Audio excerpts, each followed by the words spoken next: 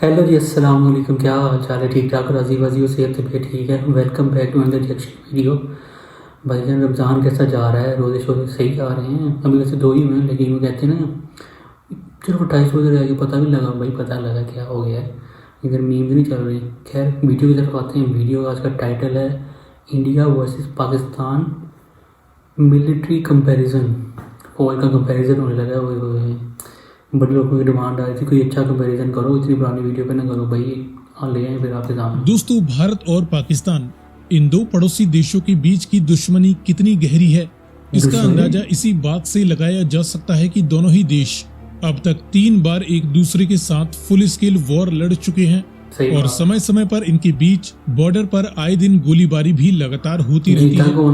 दोनों ही देशों के बीच खेले जाने वाला क्रिकेट मैच भी किसी जंग से कम नहीं होता है, जो कि स्पोर्ट्स के वर्ल्ड में दुनिया की सबसे बड़ी राइवलरी के तौर पर अपनी जगह बना चुका है। ऐसे में जब भी कभी भारत और पाकिस्तान के बीच बॉर्डर पर जंग के बादल गहराते हैं, तब एशिया सहित पूरी दुनिया की सांसें थम जाती हैं, क्योंकि ये दोनों ही देश न्यूक्लियर पावर हैं, जिनके बीच एक ऑल आउट परमाणु जंग छिड़ने की संभावना सबसे ज्यादा बनी हुई है।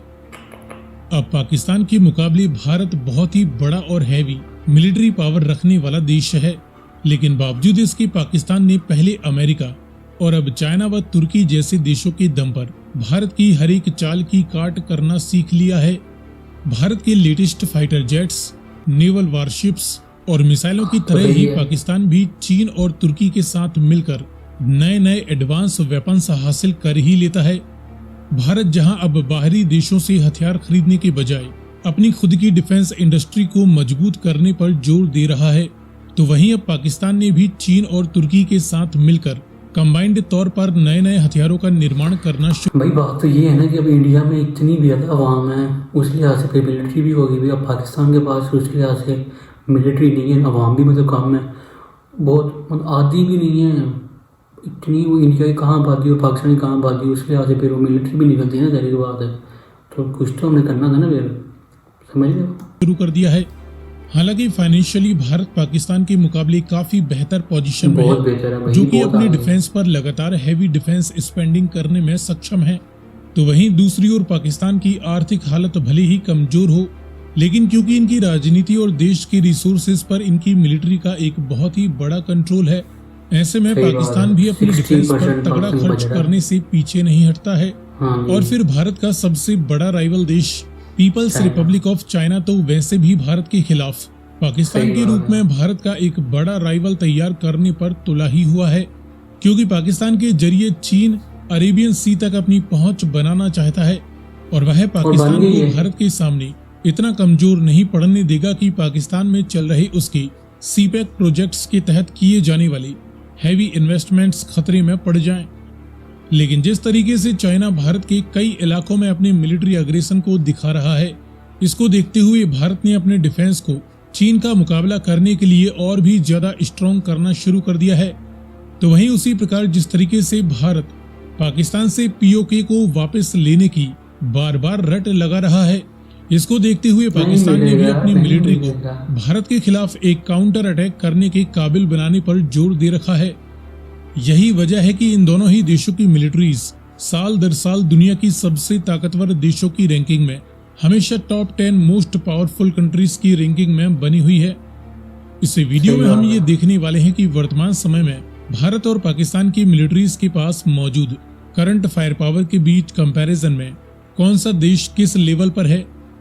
लेकिन वीडियो में आगे बढ़ने से पहले आपके लिए एक सवाल, दुनिया में सबसे ज्यादा एयरक्राफ्ट कैरियर्स किस देश की नेवी ऑपरेट करती है, अमेरिकन नेवी या रशियन नेवी? यदि आपको इसका जवाब मालूम है तो कमेंट में लिखकर बताएं। साथ ही जानकारी पसंद आए तो वीडियो को लाइक एंड शेयर करते हुए चैनल को सब्सक्राइब करना ना भूलें। अब चलिए शुरू करते हैं इन दोनों ही देशों के बीच कुछ बेसिक फैक्ट्स के आधार पर कंपैरिजन से। शुरुआत करें भारत की टोटल ज्योग्राफिकल साइज से, तो भारत 32.8 लाख वर्ग किलोमीटर का टोटल एरिया कवर करता है। इसके मुकाबले पाकिस्तान की ज्योग्राफिकल साइज लगभग 8 लाख स्क्वायर किलोमीटर के करीब है। करंट पॉपुलेशन की बात करें तो भारत की टोटल पॉपुलेशन 142 करोड़ का भी आंकड़ा पार कर चुकी है, जो कि दुनिया में सबसे ज्यादा आबादी रखने वाला देश है। तो वहीं पाकिस्तान की करंट पॉपुलेशन 24 करोड़ से भी ज्यादा की आंकी जा रही है।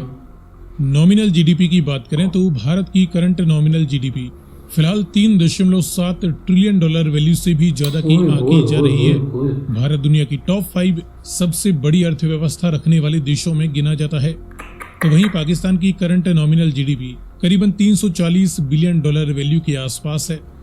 डिफेंस पर जाहिर सी बात है, जब आबादी कम होगी तो इसलिए जीडीपी भी कम होगी। वो इंडिया की आबादी कितनी है और पाकिस्तान की आबादी कितनी है, भाई मैसिव डिफरेंस है। भारत ने साल 2023-24 के लिए अपने डिफेंस पर करीबन 75 बिलियन डॉलर वैल्यू का खर्चा कर दिया है। इसलिए आगे भी इसके आसपास या इससे ज्यादा डिफेंस बजट भारत पेश करने वाला है।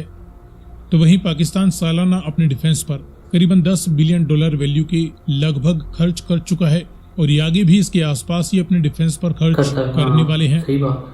मिलिट्री पावर रैंकिंग की बात करें तो इंडियन मिलिट्री दुनिया की चौथी सबसे ताकतवर फौज है। इसके मुकाबले पाकिस्तान मिलिट्री दुनिया की 7वीं सबसे ताकतवर फौज मानी जाती है, जो कि जल्द ही और भी ऊंचे पायदान पर पहुंचने वाली है। सही बात है। इसके बाद देखें जमीनी पावर के बीच कंपैरिजन। तो इस फील्ड में टोटल एक्टिव ड्यूटी पर्सोनेल की बात करें तो इंडियन मिलिट्री की तीनों ही ब्रांचों में फिलहाल करीबन 14.5 लाख एक्टिव मिलिट्री पर्सोनेल मौजूद हैं। इसके मुकाबले पाकिस्तान मिलिट्री की तीनों ही ब्रांचों में 6.5 लाख के करीब एक्टिव ड्यूटी सोल्जर्स बताए जाते हैं। दोनों ही देशों के पास रिजर्व पर्सोनेल की संख्या भी लाखों में है। इसके बाद मैन बैटल टैंक्स की 4700 की करीब यूनिट्स इंडियन आर्मी ऑपरेट करती है। पाकिस्तानी आर्मी 3800 की करीब मैन बैटल टैंक्स फिलहाल ऑपरेट करती है। इस लिहाज से भाई इंडिया की तो बहुत कम है बैटल टैंक्स, और मतलब के पाकिस्तान के पर्सनल जो आर्मी पर्सनल है वो भी कम है। जो सीधी बात है 6.5 लाख बस, और इंडिया के 14.5 लाख। इंडिया की भी कम है, मतलब आबादी के लिहाज से देखा जाए ना, इतना बड़ा उनका वो रीजन है। इंडिया छोटा थोड़ी है, पाकिस्तान तो वही वैसे छोटा। सेल्फ प्रोपेल्ड हवेजर्स की 150 के करीब यूनिट्स इंडिया के पास हैं। पाकिस्तानी आर्मी करीबन 800 सेल्फ प्रोपेल्ड हवेजर्स का इस्तेमाल करती है। टाउड यानी फील्ड हवेजर्स की 3300 से ज्यादा यूनिट्स इंडियन आर्मी के पास हैं। पाकिस्तानी आर्मी भी करीबन 3200 फील्ड हवेजर्स का इस्तेमाल करती है। मल्टीपल रॉकेट लॉन्चर्स की 1100 से ज्यादा यूनिट्स इंडियन आर्मी के पास हैं। पाकिस्तानी आर्मी के पास 1800 से भी ज्यादा मल्टीपल रॉकेट लॉन्चर्स मौजूद हैं। इसके बाद देखें हवाई पावर के बीच कंपैरिजन। तो इस फील्ड में दोनों ही देशों की मिलिट्रीज द्वारा इस्तेमाल किए जाने वाले विभिन्न प्रकार के टोटल मिलिट्री एयरक्राफ्ट्स की करीबन 2500 से ज्यादा यूनिट्स इंडिया के द्वारा इस्तेमाल की जाती हैं। तो वहीं पाकिस्तानी मिलिट्री के पास 1500 की करीब टोटल मिलिट्री एयरक्राफ्ट्स अवेलेबल हैं। इनमें फाइटर और इंटरसेप्टर जैसे मल्टी रोल जेट्स की 570 से ज्यादा यूनिट्स इंडिया के पास हैं। पाकिस्तान के पास 400 से भी ज्यादा मल्टी रोल जेट्स। इसकी रीजन किसी को पता है तो मुझे कमेंट में लाजमी बताएं। मतलब इंडिया के पास एयर पावर और पिछला जो मैं देखा है उसमें टैंक्स वगैरह कम क्यों है? मतलब इंडिया की इतनी आबादी है उस लिहाज से तो वाकई बहुत कम है, पाकिस्तान के पास बहुत ज़्यादा इस लिहाज से मौजूद है। डेडिकेटेड ग्राउंड अटैक और बॉम्बर जेट्स की महज 130 यूनिट्स ही इंडिया के पास हैं। पाकिस्तान के पास करीबन 90 डेडिकेटेड ग्राउंड अटैक एयरक्राफ्ट्स मौजूद हैं। कॉम्बैट यानी अटैक हेलीकॉप्टर्स की 150 से भी ज्यादा यूनिट्स इंडिया के पास हैं। पाकिस्तान के पास करीबन 130 अटैक हेलीकॉप्टर्स मौजूद हैं।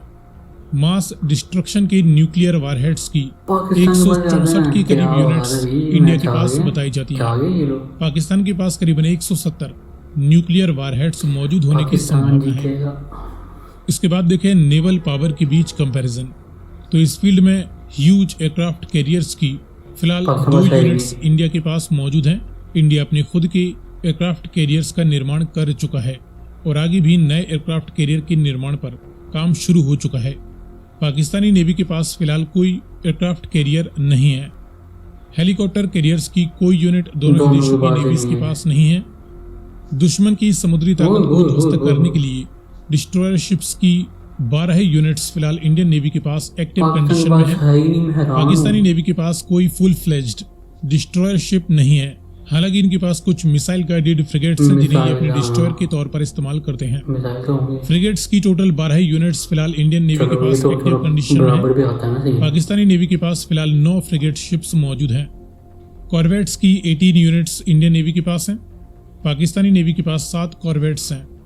समंदर के गुप्त हथियारों में सबमरीन्स की 18 यूनिट्स फिलहाल इंडियन नेवी के पास एक्टिव कंडीशन में है। पाकिस्तानी नेवी के पास 10 सबमरीन्स मौजूद हैं। इसमें काफी कुछ लाइट सबमरीन्स हैं तो वहीं कुछ पुरानी फ्रेंच सबमरीन्स भी पाकिस्तानी नेवी के पास हैं।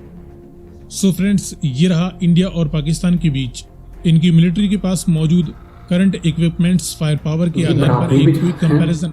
आगे आप किस टॉपिक पर जानकारी देखना चाहते हैं अपनी रिक्वेस्ट कमेंट में कर सकते हैं। भाई बात ये है कि ये तो बराबरी भी चल रही है, कोई खास डिफरेंस नहीं है, सिर्फ मिलिट्री पर्सनल्स बहुत ज़्यादा हैं, बाकी चीज़ें तो भाई बराबर हैं, सिर्फ सीधी सीधी बराबर है सारी तकरीबन। इसमें तो मतलब बराबर टक्कर का मुकाबला होने वाला है। सबमरीन में कुछ हैं चीज़ें और बाकी तो बराबर जा रहा है, मतलब कि पाकिस्तान तो इजीली हरा सकता है, इजीली भी नहीं, मतलब कि टक्कर का मुकाबला हो सकता है और पाकिस्तान जीत भी सकता है, कोई पता नहीं भाई।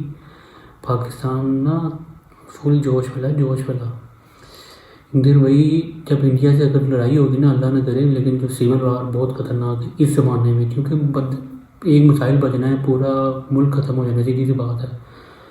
तो अल्लाह न करे ऐसा हो, लेकिन इन केस अगर होता है तो पाकिस्तानी अवाम जो सिविल एक बंदा होता है ना, आम बंदे को सिविल बंदा कहते हैं ना, तो उसने भी पड़ जाना है और उसने तो भाई इंडिया को वैसे ही ख़त्म कर देना पाकिस्तान में मिलकर। खैर, आपको क्या लगता है कौन ज़्यादा स्ट्रॉन्ग है, किसकी मिलिट्री ज़्यादा स्ट्रॉन्ग है, मुझे कमेंट में लाजमी बताना। मिलते हैं फिर नेक्स्ट वीडियो में, तब तक के लिए बहुत सारा ख्याल रखिएगा।